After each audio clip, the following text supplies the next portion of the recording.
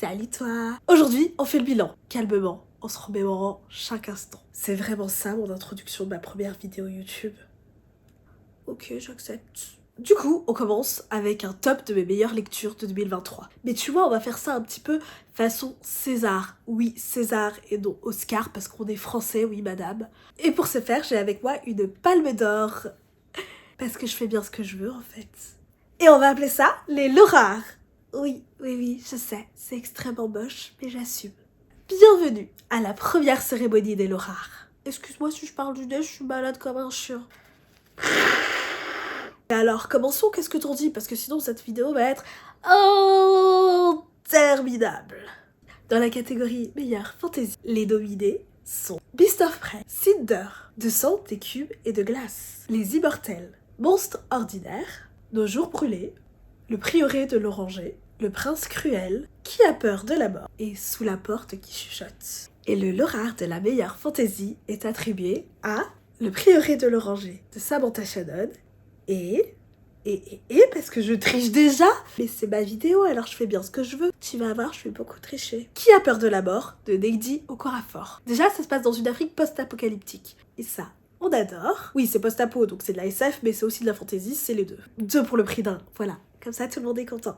En fait, si tu veux, si t'as plutôt l'habitude de lire de la fantasy européenne, du coup, les codes ici sont différents. Et moi, ils m'ont bien plu. Il y a de la magie, mais c'est de la magie, je sais pas comment dire, un petit peu plus spirituelle, on va dire. Enfin, c'est hyper intéressant. J'ai beaucoup aimé l'apprentissage de la magie. Enfin, voilà. J'ai aimé énormément de choses en termes de fantasy dans cette histoire. En plus de ça, le personnage principal, Odeson-Yu, on adore. On la suit. Bon, en réalité, à partir de sa conception, parce qu'on nous parle clairement de sa conception. D'ailleurs, elle est tout simplement le fruit d'un V-I-O-L. Je préfère épeler le mot au cas où YouTube a décidé que c'était un mot interdit. Je ne sais pas.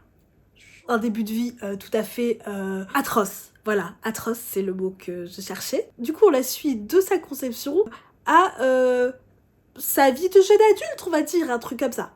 Elle est aussi bien écrite en tant qu'enfant, en tant qu'ado, qu'en tant qu'adulte. Franchement, Neidi Okorafor, elle est très forte pour écrire des personnages de tout âge. Elle s'appelle Onye Sandyu. Désolée avec mon nez qui est pris, c'est un petit peu moche comme je le dis, mais c'est un très beau nom. Un petit peu particulier parce qu'il veut dire « qui a peur de la mort ». Donc sa mère avait visiblement des goûts formidables en matière de prénoms. Tu vois, c'est comme ses parents qui appellent leur enfant Dolores, enfin qui veut dire douleur. Est-ce qu'ils aiment vraiment leurs enfants? Je ne sais pas. Elle est ce genre de personnage qui est pas gentil ou méchant, tu vois. Elle a un caractère complexe, elle est complète, voilà. C'est ce que je peux dire d'elle. Des fois, t'as envie de la taper parce qu'elle te saoule, mais elle est extrêmement humaine, donc c'est normal. Et des fois, t'as envie de lui faire des gros câlins. Donc moi, j'ai adoré. Et pourquoi j'ai pas su départager avec le prieuré de l'oranger? Bah, tout simplement parce que pour moi, ils sont même pas comparables du tout. Si tu veux, le prieuré de l'oranger, en termes de fantasy, on est sur quelque chose de beaucoup plus classique. C'est-à-dire avec des dragons, un truc un petit peu médiéval fantasy, enfin, tu vois, on est sur une ambiance qu'on connaît déjà. Mais, on prend ce qu'on connaît et on en fait autre chose. Le système de magie est simple, mais il fallait y penser. On a des dragons, certes, mais c'est pas des dragons, tu sais, les dragons avec des ailes là qui crachent du feu. C'est des dragons un petit peu plus japonisants, on va dire. Tu peux voir sur la couverture, il y en a qui crachent du feu, hein, parce que quand même c'est dragons. Mais t'as des dragons aussi qui sont plus aquatiques. T'as plusieurs types de dragons. Il y a de la royauté, évidemment. Mais là, on est dans un raidome. Mais du coup, l'endroit est dirigé par une reine, uniquement une reine. Il peut y avoir des rois, mais les rois sont les faire-valoir des reines, tu vois, c'est le contraire de ce qu'on a l'habitude de voir. Il y a des intrigues politiques, on n'est pas sur les intrigues politiques non plus des romans de fantasy adultes. Ça peut être une bonne transition avec la fantasy adulte parce qu'on n'est pas loin, on n'est vraiment pas loin. Il y a des histoires d'amour, mais pas uniquement entre un homme et une femme, et ça, on aime. Je sais pas quoi dire de plus, mais en tout cas, en termes de fantasy, j'ai trouvé que c'était une fantasy extrêmement intéressante, bien écrite. Alors attention, c'est un gros pavé, donc si t'as peur des pavés, bah tu peux passer ton chemin, voilà, tu vois, c'est une petite bricasse. Tu peux construire une maison avec, hein, si t'en achètes plein. Je crois que ça revient moins cher que d'acheter des briques, donc pourquoi pas. Mais la bonne nouvelle, c'est que c'est un tome unique. Enfin, pas tout à fait, parce qu'il existe un préquel, qui est encore plus gros que ça d'ailleurs. T'es pas obligé de le lire, et c'est un préquel. Donc vraiment, ça, c'est une histoire qui a un début, un milieu, une fin. Si t'as pas envie de lire quoi que ce soit d'autre dans l'univers, tu peux ne rien lire d'autre dans l'univers, ça ira très très bien. Donc c'est une bricasse, mais une fois que t'as fini, tu vois ce que je veux dire? Dans la catégorie meilleur manga, les nominés sont L'Attaque des Titans, et Paradise Kiss. Oui, je sais, ça fait pas beaucoup, mais j'ai pas lu plus de 2 séries de manga en 2023, je suis désolée. Et le Laurard du meilleur manga est attribué à L'Attaque des Titans d'Hajime Isayama. Évidemment, Paradise Kiss c'est super, hein, c'est trop bien, mais L'Attaque des Titans, pépite, pépite, pépite. Oui, je frappe mon manga, mais il aime ça. Pourquoi? Parce que c'est fini pour moi. J'ai lu les 9 premiers tomes uniquement pour l'instant, mais j'ai vu l'animé presque jusqu'à la fin. L'histoire est incroyable, chaque personnage est incroyable, on pleure, parfois on rigole, si on est sadique. Le petit bémol qu'il y a quand même pour moi, c'est au niveau du dessin des personnages, c'est-à-dire que des fois, ils ont tendance à un petit peu se ressembler tous, ce qui fait que parfois on peut confondre, donc ça c'est quand même dommage. Mais à part ça, pépite. Dans la catégorie meilleur contemporain, romance ou thriller. Oui, je mets tout ça dans le même panier tout simplement parce que j'en lis pas des masses, donc du coup si je fais une catégorie pour chaque séparé, ça n'a pas de sens. Et j'ai le droit de faire ça si je veux. Les nominés sont Anne de Green Gables. Aristote et Dante découvrent les secrets de l'univers. La clé des champs, de soleil et de sang. L'enfant océan. Les gens dans l'enveloppe. De Hate You Give. Ma sœur, serial killeuse. Open Water et Sauveur et Fils. Et le Laurard du meilleur contempo, romance ou thriller est attribué à The Hate You Give, avec mon magnifique accent anglais américain. Mais pourquoi celui-là par rapport à d'autres? C'est un des seuls qui m'a durablement marqué, tu vois. Et puis ce livre est important, parce que c'est un livre jeunesse qui parle d'un sujet extrêmement important, c'est-à-dire de la violence policière sur les Afro-Américains. Et il en parle avec une justesse, il en parle extrêmement bien. Forcément c'est triste, parce que le truc de base du roman, c'est qu'une ado de 16 ans voit son meilleur ami se faire tuer par un policier sans aucune raison. Voilà. Donc ça, on n'aime pas trop. Et pourtant, l'autrice arrive à quand même nous donner des moments purs de légèreté. On rit aussi en lisant ça. Enfin, c'est pas que triste. Et c'est vraiment, vraiment top. Dans la catégorie meilleure BD à plusieurs tomes, les nominés sont Aya de Yupugon, Blast, Elle, Game of Thrones, Spider-Man. Et le Laurard de la meilleure BD à plusieurs tomes est attribué à Elle, Davlin Stockart et Kid Toussaint. Je vais pas mentir, j'ai très longtemps hésité parce qu'en vrai Spider-Man c'était vraiment génial. Mais ce qui m'a fait peut-être pencher plus sur elle, c'est que je me suis dit, Spider-Man, le tome 1, est-ce que j'avais envie de lire le tome 2 une fois que j'ai fini le livre? Et non, je m'en foutais.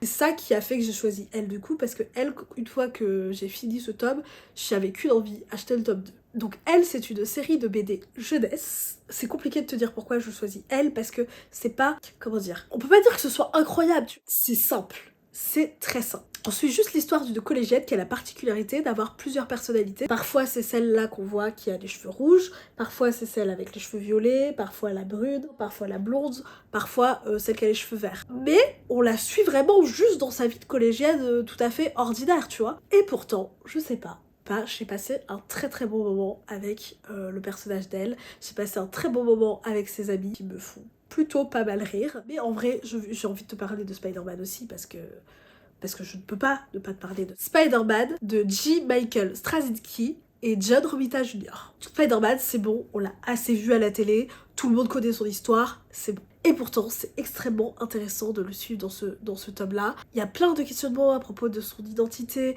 à propos de ses pouvoirs, à propos de plein de choses qui sont abordées. Les méchants qu'il affronte sont pas mal. Il y a une scène complètement improbable qui aborde le 11 septembre 2001. Enfin, il y a plein de choses intéressantes. Dans la catégorie meilleur livre jeunesse, les nominés sont Anne de Green Gables, Beyonders, La clé des champs, L'enfant océan, Mémoire de la forêt, tome 1, Mémoire de la forêt, tome 2, Nevermore, La rivière à l'envers, Sauveur et Fils et Les Sœurs Carmine. Je précise que j'ai lu aussi en jeunesse Peter Pan, Alice au pays des merveilles et le livre de l'âge. Je ne les inclus pas dans la catégorie parce que ce serait triché, voilà, c'est du hors-jeu, c'est pas juste. Les 10 livres qui sont dans la catégorie, j'ai adoré, mais comment tu veux que ça rivalise avec Peter Pan? Ou même Alice au pays des merveilles, enfin, c'est pas possible. Et le Laurard du meilleur livre jeunesse est attribué à... Eh bien, j'en ai aucune idée. C'était une torture de choisir, j'ai été incapable de faire un vrai choix. Du coup là, c'est pas une égalité qu'il va avoir, mais c'est 3 livres. Des fois, je sais pas choisir, pardonne-moi. Mémoire de la forêt, le tome 1. Est-ce que c'est tout doux, tout mignon? On a envie de lui faire des câlins très très forts comme ça, voilà.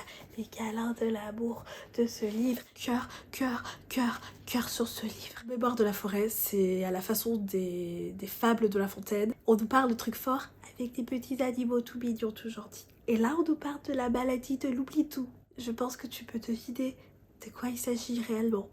Je ne sais pas. Essaye de deviner, je ne t'aide pas. Oui, bon, ok, je te donne la réponse au cas où tu n'as pas trouvé. C'est d'Alzheimer dont il s'agit. Et c'est trop bien. Enfin, pas Alzheimer, bien évidemment. Hein. La façon dont c'est abordé dans ce livre, elle est géniale.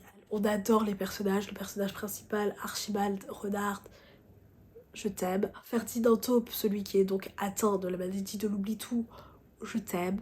Voilà, j'ai envie de vous faire des câlins, vous vous faites vous-même des câlins, tout le monde se fait des câlins. Toi, si tu regardes ta vidéo avec quelqu'un, fais des câlins, faites des câlins. Anne de Green Gables, écrit par Lucy Maud Montgomery, parce que là encore, on est sur du tout doux. C'est un peu dans les vibes Les Malheurs de Sophie, sauf que Anne, elle est beaucoup moins insupportable que Sophie, et qu'en vrai, il lui arrive quand même moins de malheurs, même s'il lui en arrive quand même quelques-uns. On voit grandir cette petite orpheline qui arrive alors qu'elle a 11 ou 12 ans, je ne sais plus exactement, et on voit son histoire jusqu'à ce qu'elle arrive à l'université. Donc on la voit grandir, et à tout âge, elle est attachante. Vraiment pour les enfants, je conseille. D'ailleurs, pour être honnête, si je parle juste moi, de mon point de vue d'adulte, Mémoire de la forêt, il gagne. Il gagne cette catégorie parce que moi je vais dire le mot, pour moi c'est un chef-d'œuvre, le tome 1 de Mémoire de la forêt. Si j'ai décidé de pas le mettre tout seul en gagnant de cette catégorie, c'est tout simplement parce que si par contre je me remets dans la moi enfant, tu vois, la moi de moins de 10 ans, tu vois, la moi de 10 ans, on va dire 10 ans comme âge, je pense que j'aurais préféré Anne de Green Gables et le livre qui va suivre à Mémoire de la forêt. Donc du coup j'ai essayé de me scinder en deux. Moi actuellement en tant qu'adulte, on est sur Mémoire de la forêt qui remporte cette catégorie et il n'y a même pas photo, tu vois. Mais ma petite moi, elle aurait adoré plus encore Anne de Green Gables, je pense. Et aussi, le prochain dont je vais parler, qui est Les Sœurs Carmine d'Ariel Holmes, dont la couverture est tout bonnement dégueulasse. Regarde-moi ça, c'est une horreur. Autant les deux autres livres, c'était des livres câlins, doudou, tout ce que tu veux. Autant là, on est sur de l'humour noir. Et qui est donc fait pour les enfants qui adorent maltraiter leurs peluches. J'aurais adoré lire Les Sœurs Carmine quand j'étais enfant. C'est drôle, c'est extrêmement drôle. Notamment grâce à la plus jeune des sœurs, Dolorine, qui est hilarante. Elle est accompagnée d'un petit doudou qui est complètement sadique. On l'aime surtout pour ses personnages parce que l'intrigue en soi n'a rien d'extraordinaire. Même si elle est plaisante à suivre, on est dans une ambiance un petit peu... eux, ils disent une ambiance un peu burtonesque. Je sais pas si j'irais jusqu'à dire ça. Mais par contre, c'est clair qu'on est dans une ambiance la mort joyeuse. Avec des trucs qui, dans la vie de tous les jours, est un petit peu glauque, tourné tout à fait à la dérision ici. D'ailleurs, à 10 ans, tu peux lire ça, et si t'as quand même des décapitations, des trucs comme ça, c'est pas fait de façon traumatisante, tu vois. Ton gosse va pas être traumatisé s'il lit ça. C'est sympa. Dans la catégorie meilleur premier tome de saga, les nominés sont Absolu, Les Mobilisés, Beast of Prey, Que la chasse commence, Blackwater, La Crue, Les Chroniques lunaires, Cinder, De sang, d'écume et de glace, Métamorphose, La Faucheuse, Hunger Games, Les Immortels, Les Guerrières au sang doré, Nos jours brûlés, Le Prince cruel et le lot rare du meilleur premier tome de saga est attribué à Hunger Games. Qui est surpris? C'était juste une évidence. C'est tellement une évidence que forcément je vais te citer un deuxième après, hein. Tu me connais maintenant. Parce que Hunger Games, on est presque du hors catégorie tellement c'est génial. Moi j'avais vu les films à leur sortie mais je n'avais jamais lu les livres et donc je les ai découverts là en 2023 et ça a été de claque. Enfin, j'aimais déjà beaucoup les films, hein.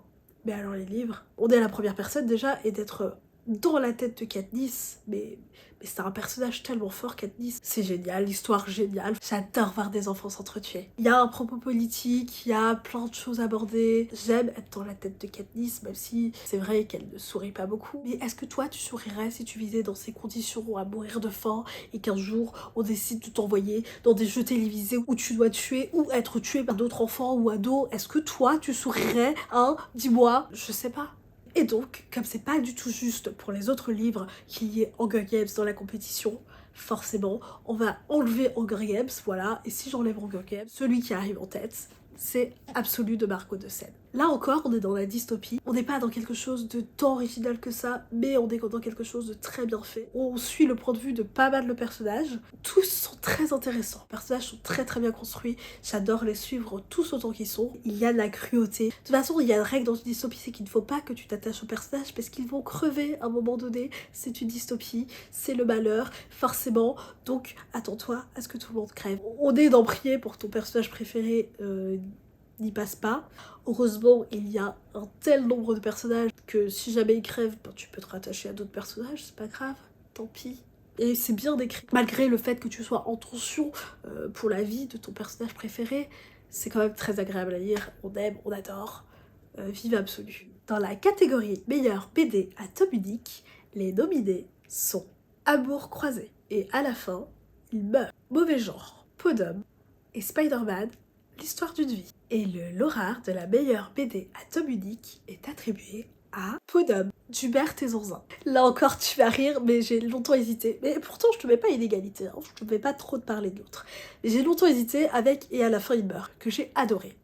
J'ai choisi de pas le mettre, tout simplement, parce que ce n'est pas de la fiction. On t'apprend des trucs sur les cons. J'ai préféré un truc qui me raconte une histoire, même si Et à la fin il meurt avait toute sa place ici aussi, tu vois. Pourquoi peau d'homme? J'ai le parti pris qui est donc une femme puisse enfiler une peau d'homme, puisse savoir ce que ça fait que d'être un homme, pour se rendre compte des différences de traitement entre hommes et femmes. On est plus Moyen-Âge qu'époque moderne, mais je sais plus exactement. Je l'ai lu en début d'année dernière, donc ne me juge pas si mes souvenirs sont un peu flous. J'aime bien la fin, parce qu'on n'est pas sur une fin habituelle, à laquelle on va s'attendre spécialement. C'est assez léger, hein, c'est pas lourd. Pourtant, il y a des questionnements forcément féministes, hein, c'est plutôt pas mal, j'aime bien les personnages, j'aime plutôt le dessin, même s'il est particulier. Je vais te montrer un exemple. Oh non mon dieu, un homme nu, cachez-moi ça, je te prends un autre exemple. Voilà, tout le monde est un petit peu plus décent sur cette image-là. Donc en l'occurrence, on aime ou on n'aime pas. En tout cas, moi j'ai passé un très bon moment avec cette BD, donc je la conseille fortement. Dans la catégorie meilleur livre de science-fiction, les nominés sont Absolu, L'année de grâce, Ce qu'il nous faut retrouver, Cinder, La faucheuse, Les fragmentés, Hunger Games, Un psaume pour les recyclés sauvages, puis Qui a peur de la mort. Et le Laurard du meilleur livre de science-fiction est attribué à... J'en ai aucune idée, je vais encore tricher, je vais faire des sous-catégories, je me permets. Est-ce que tu me permets? Donc je vais faire une catégorie dystopie où je vais mettre Hunger Games, je ne vais pas trop parler parce que j'en ai parlé plus tôt. Hunger Games, c'est génial, c'est génial, c'est génial. Meilleur livre de science-fiction où il y a de la technologie futuriste effectivement présente. Ça va être Cinder, qui est le premier tome des Chroniques lunaires, écrit par Marissa Meyer, qui est une réécriture. Alors voilà, si tu veux un petit indice de savoir c'est une réécriture de quoi, enfin je sais pas, il y a une chaussure ici, et puis le titre, regarde, le titre ça fait penser à Cendrillon. Voilà, il y a des cyborgs, il y a des androïdes, c'est vachement bien. Voilà, c'est vachement bien. On continue avec notre instant, j'abuse complètement sur la triche. Meilleur livre de science-fiction, positif, parce qu'on aime le bonheur aussi, tu vois, les dystopies, peut-être pas tout le temps forcément, eh ben c'est Un psaume pour les recyclés sauvages de Becky Chambers, qui est un livre très court et c'est à peu près le seul truc que j'ai à lui reprocher parce que moi je ne suis pas très livre court, j'ai du mal à m'attacher au personnage et ça me l'a fait ici aussi, mais c'est pas grave, on pardonne parce que on est dans le futur et c'est utopique. Voilà, on aime bien. On a juste une discussion sur des sujets philosophiques entre une personne qui se trouve être anciennement moine et un robot. Voilà, c'est tout simple. Une petite discussion comme ça, c'est philosophique, tu repenses à ta vie, tu repenses à plein de trucs. C'est de la science-fiction qui fait du bien.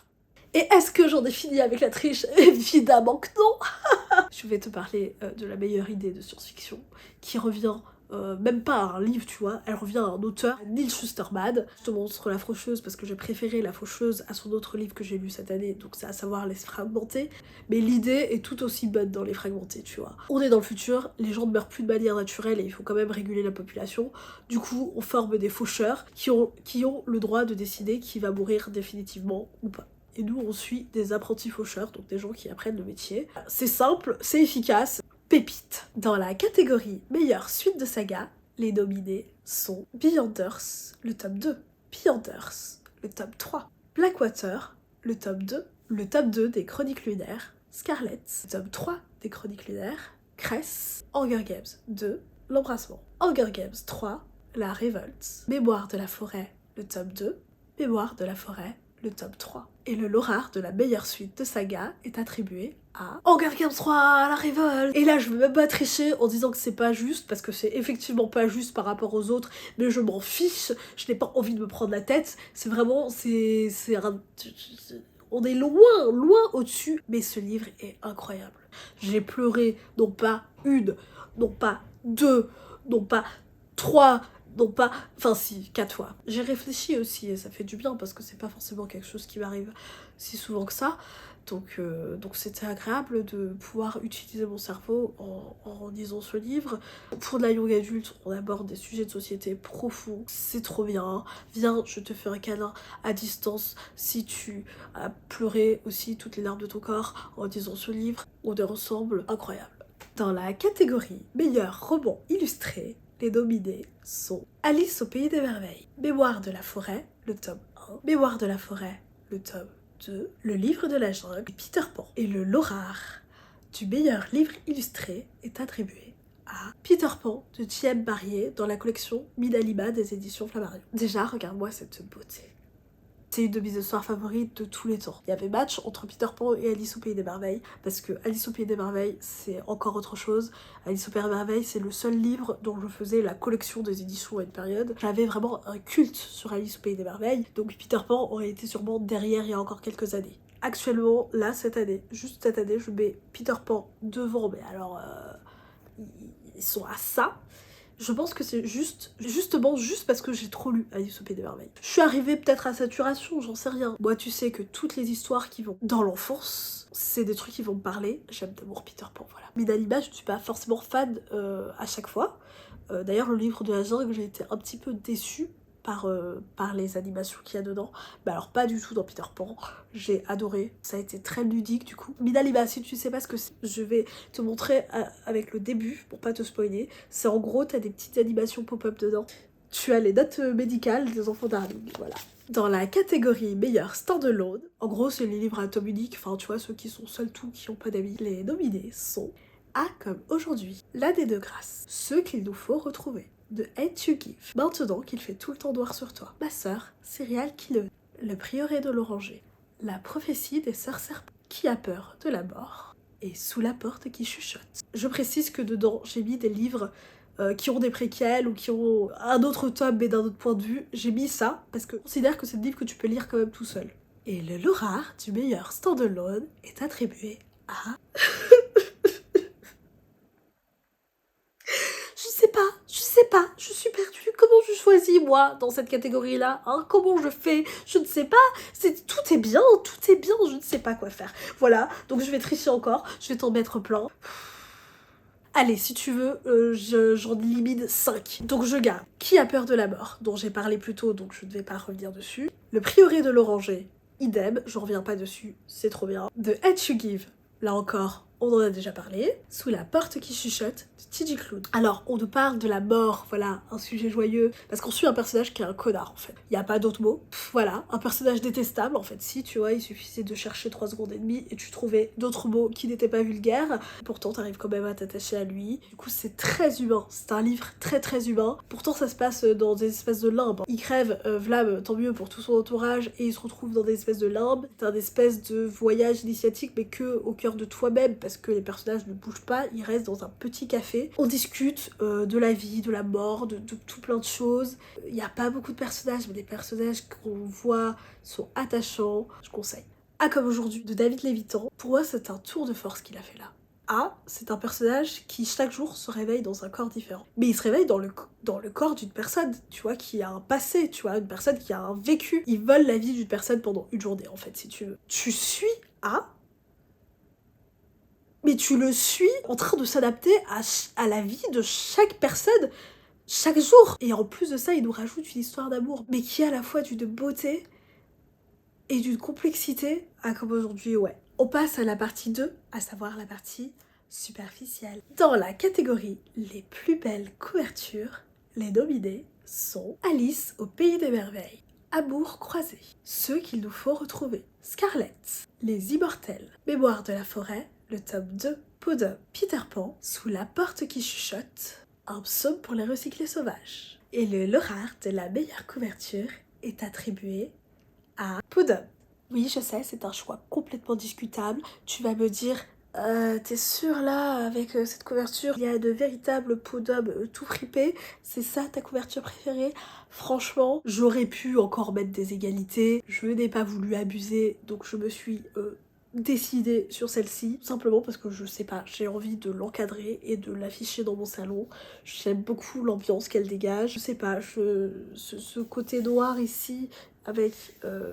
on dirait une fenêtre, enfin je sais pas. Je ne suis pas critique d'art, donc j'en sais rien. Dans la catégorie meilleure illustration, les nominés sont Alice au pays des merveilles, Amour croisé, Entre neige et loup, Mémoire de la forêt, le tome 1, et Paradise Kiss. Bon bah c'est Alice au pays des merveilles, hein. C'est de la triche.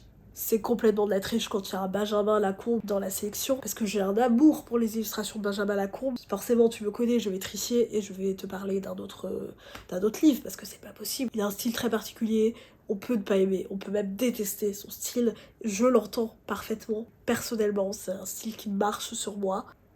Regarde-moi ça. Profite avant que je referme le livre. Profite. Oh là là, non, non, vite, vite, vite, vite.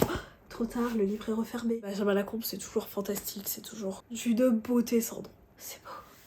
Et donc, si j'enlève Benjamin Lacombe de l'équation, à ma grande surprise, oui, j'ai réussi à me surprendre moi-même, et bien je mets Paradise Kiss. Alors oui, à ma grande surprise, parce que les illustrations de Sanoé dans Mémoire de la forêt sont splendides. Entre neige et loup, c'est... Enfin, tous les livres que j'ai mis, les illustrations sont magnifiques. Peut-être même plus magnifiques que celles qu'il y a dans Paradise Kiss, si on parle juste en termes d'esthétique.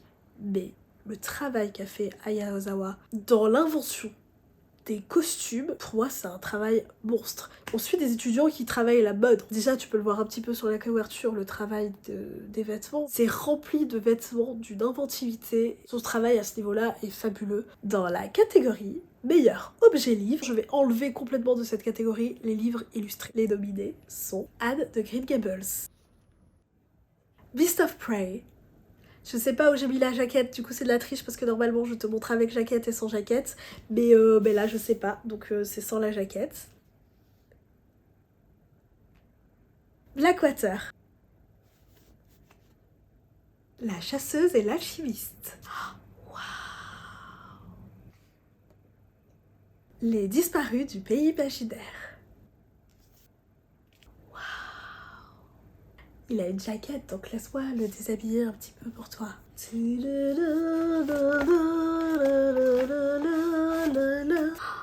brille.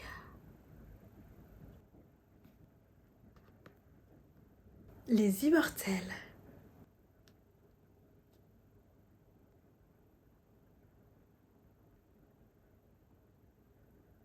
Lightlark. Ça brille. Oh, j'aime ça. Monstre ordinaire. Lui aussi, on va le déshabiller. J'aime quand ça brille. Le pont des tempêtes. Oh, waouh. Regarde-moi ce jaspage, ma foi, de toute beauté. Laisse-moi l'effleurer aussi. Ouh.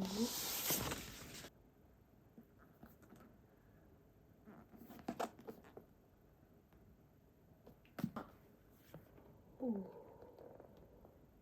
Le prieuré de l'oranger. Oh. Encore, laisse-moi te montrer ses dessous. Oh, le bougre à une carte. Doré. J'aime le doré. Et sous la porte qui chuchote.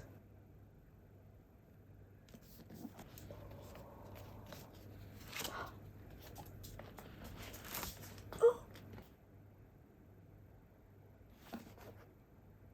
Pourquoi il n'y a jamais rien au dos là? Vas-y, mets des trucs au dos s'il te plaît. Oh. Et le Laurard du meilleur objet livre est attribué à Lightlark d'Alex Astor, parce que j'aime quand ça brille. Le jaspage est ma foi magnifique. On va même jusqu'au détail. Attends de voir. Voilà, il y a les nuages. Et là, il y a l'océan. Regarde, les nuages, les vagues. Admire-le encore un peu. Voilà, c'est fini pour cette vidéo qui probablement sera beaucoup trop longue, mais j'espère que tu l'auras appréciée. Moi ça m'a plu de la faire, je me suis bien amusée, même si les classements, tout ça c'est pas mon truc, je suis très nulle pour choisir. Tu te dis probablement, mais arnaque, elle ne nous a pas parlé de ses livres préférés, toutes catégories confondues. Je vais faire une seconde vidéo uniquement avec mes livres préférés de 2023. La vidéo arrivera probablement la semaine prochaine, je ne sais pas, peut-être que oui, peut-être que non, on verra, suspense. Ah, c'est la première vidéo YouTube, donc je suis émue de pouvoir faire ça, donc... Si tu as aimé ma vidéo, abonne-toi, lâche un pouce, laisse des commentaires. Tu sais quoi pour les commentaires? Tu sais ce qu'on va faire? Si jamais tu n'es pas inspiré, mais que tu veux quand même me soutenir, tu sais quoi? Ben, tu peux mettre un petit emoji trophée dans les commentaires. Ça m'aidera beaucoup, tu sais. Mais en vrai, tu fais bien ce que tu veux. Des bisous!